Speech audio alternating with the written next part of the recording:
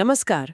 पिछले कुछ हफ्तों से ऐसा लग रहा है जैसे दुनिया भर में सत्ता की नींव हिल रही है। ब्राजील में एक पूर्व राष्ट्रपति जेल में है, यूरोप की सड़कों पर सरकार के खिलाफ नारे लग रहे हैं और एशिया में तो लोकतंत्र की प्रक्रियाओं पर ही सवाल उठ रहे हैं। जी, ऐसा लगता है जैसे दुनिया भर में लोग और खासकर युवा पीढ़ी अब चुप बैठने को तैयार नहीं है। आज हम इसी वैश्विक उथल-पुथल की गहराई से पड़ताल करेंगे। बिल्कुल। आज हम ये समझने की कोशिश करेंगे कि ये अलग-अलग देशों की अलग-अलग घटनाएं हैं या फिर ये किसी एक बड़ी वैश्विक लहर का हिस्सा है। जहां शायद जनता और व्यवस्था के बीच भरोसे की डोर टूट रहे हैं। हाँ, कह सकते हैं। ये गहन चर्चा संभव हुई है प्रोवेव एआई के सौजन्य से, जो डेटा को स्पष्टता में बदलता है। और ये प्रस्तुति स्टाइलो न्यूज द्वारा तैयार की गई है, जो एआई संचालित समाचार एप्लीकेशन है। तो चलिए कहानी शुरू करते हैं ब्राजील से। जी, जहाँ की राजनीति में इस वक्त एक तरह का भूचाल आया हुआ है। 6 नवंबर 2025 को, मतलब हाल ही में, ब्राजील की संघीय पुलिस ने पूर्व राष्ट्रपति जायर बोल्सोनारो को ब्राजीलिया में उनके घर से गिरफ्तार कर लिया। ये एक बहुत बड़ा कदम है। बहुत बड़ा, क्योंकि उन पर 2022 के चुनाव हारने के बाद तख्ता पलट की कोशिश का नेतृत्व करने का आरोप था। अच्छा, और इसके तो उन्हें सजा पहले ही सुनाई जा चुकी थी, है ना? जी, 27 साल से ज्यादा की सजा। तो फिर ये अचानक गिरफ्तारी क्यों? क्या कुछ नया हुआ? हाँ, यही सबसे दिलचस्प बात है। अधिकारियों को शक हुआ कि बोल्सोनारो देश छोड़कर भागने की तैयारी में थे। ओह अच्छा। और ये सिर्फ शक नहीं था, उनके एंकल मॉनिटर जो उनकी हरकतों पर नजर रखने के लिए लगाया गया था, जी। उसके साथ छेड़छाड़ के वीडियो सबूत भी मिले। अरे। तो सुप्रीम कोर्ट के जस्टिस अलेक्जेंडर डी मोरेन्स ने तुरंत गिरफ्तारी का आदेश दे दिया।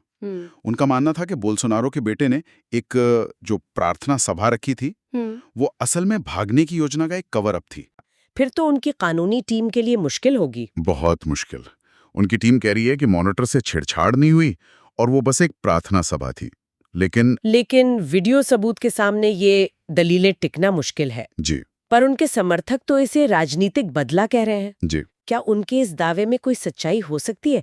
क्योंकि जस्टिस डी मॉरिस और बोल्सोनारो का टकराव तो काफी पुराना है। ये एक बहुत महत्वपूर्ण सवाल है और यही ब्राजील के समाज के गहरे विभाजन को दिखाता भी है। बोल्सोनारो के समर्थक इसे लोकतंत्र पर हमला देख रहे हैं, एक राजनीतिक साजिश। उन्होंने सड़कों पर उतरकर विरोध भी किया है। और दूसरी तरफ उनके विरोधी इसे लोकतंत्र की जीत मान रहे हैं।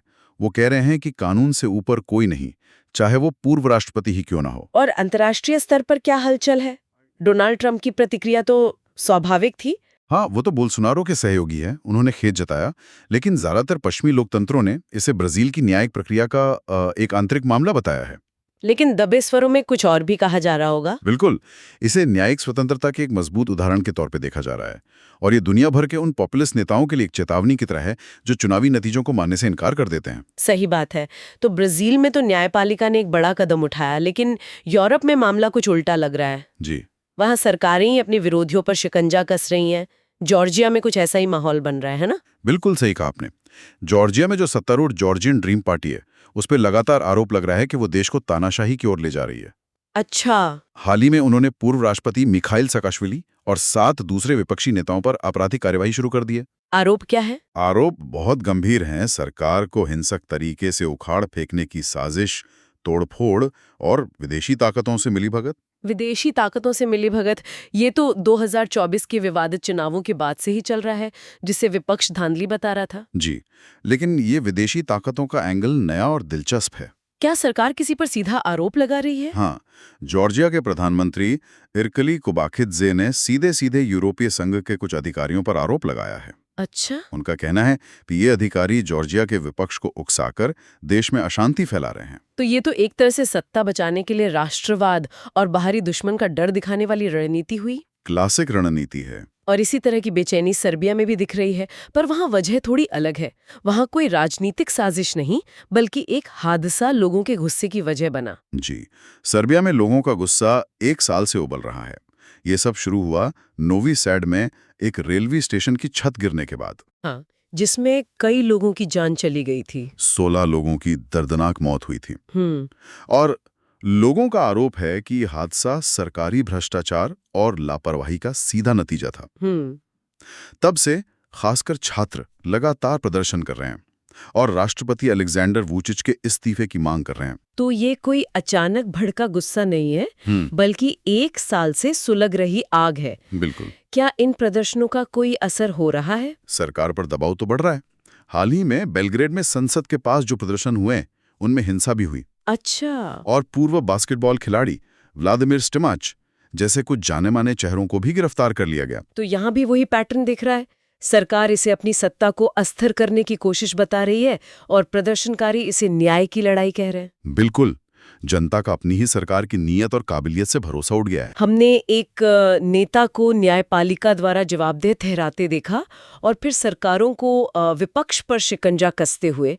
अब एशिया की तरफ चलते हैं, जहां बांग्लादेश में एक ऐसा फैसला आया है जिसने न्याय और राजनीति के बीच की रेखा को कह सकते हैं और भी धुंधला कर दिया है। वाकई एक चौंकाने वाला और ऐतिहासिक फैसला है। बांग्लादेश के अंतर्राष्ट्रीय अपराध न्यायाधिकरण ने देश की पूर्व प्रधानमंत्री शेख हसीना को उनकी गैर मौजूदगी में मौत की सजा सुनाई है। मौत की सजा, और वो भी इन एब्सेंशिया, मतलब उनकी गैर मौजूदगी में। जी, ये बहुत ही असाधारण है।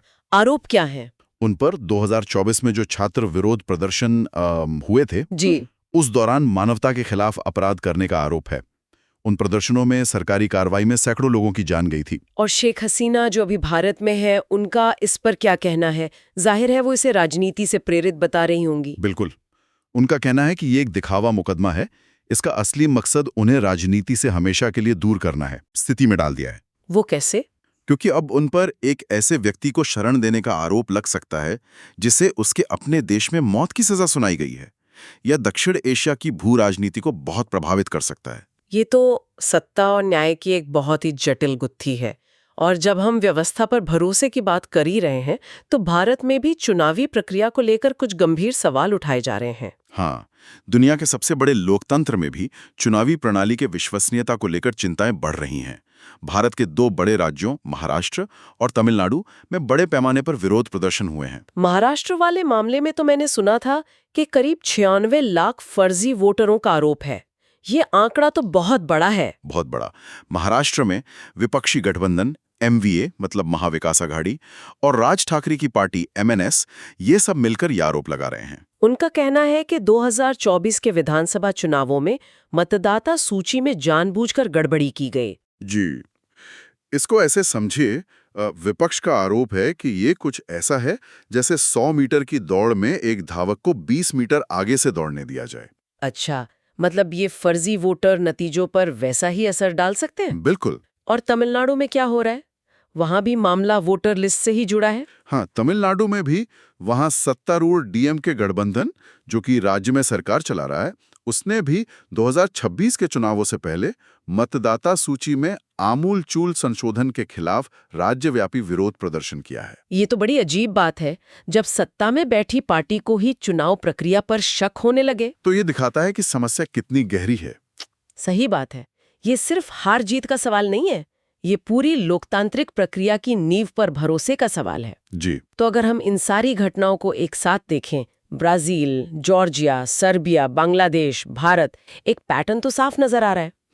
ये सिर्फ नेताओं या पार्टियों की लड़ाई नहीं है, ये जनता और व्यवस्था के बीच एक टकराव है। बिल्कुल। हम दुनिया भर में शासन, भ्रष्टाचार और जवाबदेही की मांग को लेकर एक जबरदस्त लहर देख रहे हैं। और इस लहर के केंद्र में है युवा पीढ़ी, जेन ज़ी। अच्छा। मेक्सिको सिटी से लेकर मनीला तक हाल ही में हजारों युवाओं ने सड़कों पर उतरकर सरकार विरोधी प्रदर्शन किए हैं। वे अब सिर्फ वादों से संतुष्ट नहीं हैं। वो परिणाम चाहते हैं, जवाबदेही चाहते हैं। बिल्कुल। ये भी दिलचस्प है कि सोशल मीडिया पर जो माहौल दिखता है वो अक्सर मुख्यधारा की मीडिया से बहुत अलग होता है। हाँ, सोशल मीडिया जमीनी स्तर पर जो असंतोष पनप रहा है उसका एक आईना बन गया है। जहां पारंपरिक मीडिया शायद संतुलित रिपोर्टिंग कर रहा हो, वहीं ट्विटर या टिकटॉक पर आपको लोगों का कच्चा, अनफिल्टर्ड गुस्सा और हताशा दिखती है। ये एक समानांतर कहानी कहता है जिसे अब सरकारें और अंतर्राष्ट्रीय संस्थाएं भी नजरअंदाज नहीं कर सकती। संयुक्त राष्ट्र और यूरोपीय संघ जैसी संस्थाएं इन सभी घटनाओं पर बारीकी से नजर बनाए हुए हैं। तो इस सब को देखते हुए आने वाले हफ्तों में हमें किन खास घटनाओं पर नजर रखनी चाहिए? मेरे हिसाब से 4 प्रमुख घटनाक्रम हैं जिन पर नजर रखनी चाहिए। जी। पहला, अफ्रीकी देश गिनी बिसाऊ में 23 नवंबर को होने वाले राष्ट्रपति चुनाव। वहां चुनाव से ठीक पहले एक तख्तापलट की कोशिश को नाकाम किया गया है। अच्छा, तो वहाँ चुनाव शांति से हो पाते हैं या नहीं, ये देखना होगा। जी, ये चुनाव तय करेगा कि देश स्थिरता की ओर बढ़ेगा या और गहरे संकट में फंसेगा। और दूसरा है ब्राजील में बोल्सोनारो का मामला। ब्राजील का सुप्रीम कोर्ट उनकी गिरफ्तारी की समीक्षा करेगा। ये सिर्फ एक कानूनी प्रक्रिया नहीं होगी, ये ब्राजील की राजनीति और समाज के लिए एक अग्नि परीक्षा होगी। कि क्या बोल्सोनारो का आंदोलन उनके बिना भी उतना ही मजबूत रह पाएगा? सही पकड़ा। और तीसरा है बांग्लादेश। शेख हसीना की सजा वाला मामला। जी, उनकी सजा के खिलाफ अपील और उस पर आने वाली अंतर्राष्ट्रीय प्रतिक्रिया बहुत महत्वपूर्ण होगी। और चौथा, भारत में महाराष्ट्र और तमिलनाडु में चुनावी सुधारों की मांग। ये देखना होगा कि क्या चुनाव आयोग इन आरोपों की निष्पक्ष जांच करता है, क्योंकि ये भारत के आगामी स्थानीय चुनावों के लिए माहौल तय करेगा। ये तो साफ है कि आने वाले दिन वैश्विक राजनीति के लिए बहुत महत्वपूर्ण होने वाले हैं। बिल्कुल। आज की वैश्विक घटनाओं का ये गहन विश्लेषण स्टाइलो न्यूज़ द्वारा संभव हुआ। स्टाइलो न्यूज़ एक मोबाइल और कंप्यूटर एप्लीकेशन है जो आपको सैकड़ों पारंपरिक समाचार स्रोतों और एक्स यानी पूर्व में ट्विटर से व्यक्तिगत खुफिया शैली की जानकारी प्राप्त करने की अनुमति देता है। आप अपनी रुचि के विषयों को ट्रैक कर सकते हैं और केवल वो जानकारी पा सकते हैं जो आपके लिए सबसे महत्वपूर्ण है। AI संचालित समाचारों की शक्ति का अनुभव करने के लिए www.stylonews.com पर जाएं और आज ही स्टाइलो न्यूज़ की सदस्यता लें। आज हमारे साथ जुड़ने के लिए आपका बहुत बहुत धन्यवाद। जी, धन्यवाद। यदि कोई ऐसा विषय है जिस पर आप चाहते हैं कि हम गहराई से पड़ताल करें, तो हमें ज़रूर बताएं और नवीनतम जानकारी के लिए अपने पसंदीदा सोशल मीडिया पर स्टाइलो न्यूज़ को फॉलो करना न भूलें। इन वैश्विक बदलावों के बीच ये सोचना महत्वपूर्ण है कि क्या दुनिया भर में युवाओं के नेतृत्व वाले ये विरोध प्रदर्शन, क्या ये केवल कुछ समय की तात्कालिक प्रतिक्रियाएं हैं या वे शासन और लोकतंत्र के भविष्य में एक स्थायी और बुनियादी बदलाव का संकेत दे रहे हैं? एक बहुत ज़रूरी सवाल है। इसी सवाल पर सोचने के लिए हम आपको छोड़ जाते हैं।